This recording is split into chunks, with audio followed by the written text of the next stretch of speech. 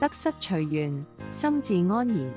我係子琳，今晚嘅藥方係：人生所有得失聚散，皆有定數，不必過度執着。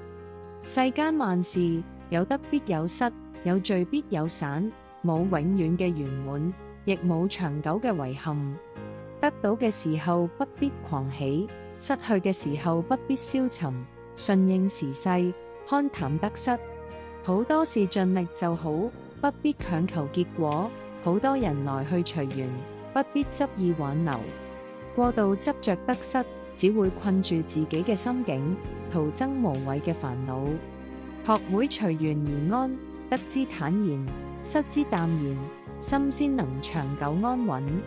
難道死死糾結得失結果，就能改變人生嘅既定軌跡？我係子琳，看淡得失，隨緣度日。點個訂閱，願你從此百毒不侵。